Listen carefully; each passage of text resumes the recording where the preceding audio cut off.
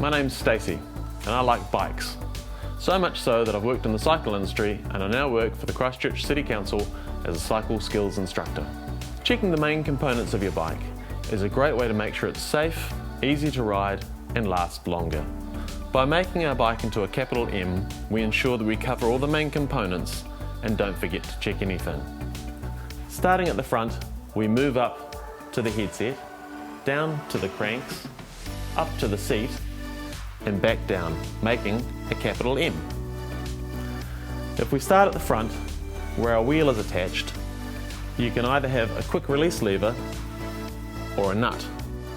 Ensure the lever is closed and the nut is on nice and tight. It's best to do this on a flat surface to make sure the wheel is in proper. As we move our way up the bike, we come to the front tyre. Make sure your tyres are inflated between the minimum and maximum numbers on the tyre. There's two types of bicycle valves, Presta and Schrader. If your bike pump at home doesn't have the correct fitting, your local shop should be able to sell you an adapter. Make sure you inflate between the tyre pressures to keep your bike safe. Moving further up the fork, we come to the brakes. There are lots of different types of brakes, and in New Zealand we need two safe working ones to ride on the road.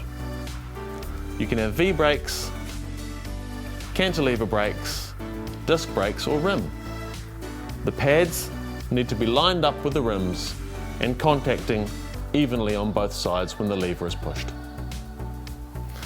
Moving further up the bike, we come to the headset. Grab the front brake and the top of the headset and rock the bike backwards and forwards on the ground. If there's any extra movement, this may need adjusting. Moving further up, we need to make sure that the handlebars are lined up and all the bolts around the stem are tightened. We now move on to the brake levers.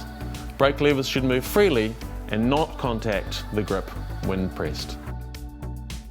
Moving towards the end of the handlebars, we come to the grips and bar end plug. Make sure the bar end plug is in and secure. We don't want the metal handlebar exposed. As we move down the bike, we make our way to the chain and bottom bracket. Your chain needs to be clean and lubed frequently. It's best to use bicycle-specific degreaser and chain lube. I keep all my old t-shirts, cut them into parts, have clean ones and dirty ones. Now we move on to the bottom bracket. Grabbing each side of the crank arm, we move in and out from the bike. If you have any movement there, you may need to have the bottom bracket adjusted. Moving up the bike, we come to the seat post and seat. The adjustment for this can be done using a quick release lever, a nut or an Allen key.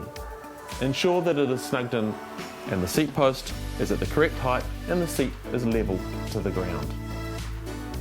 As we move further down the bike, we'll be checking the tyres, brakes and rear wheel attachment.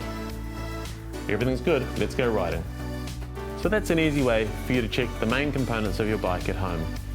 There's lots of useful information online, and for the more complicated jobs, see your local bike store. They've got years of experience and are happy to help you out. Thanks for watching everyone, and we'll see you out there on your bikes.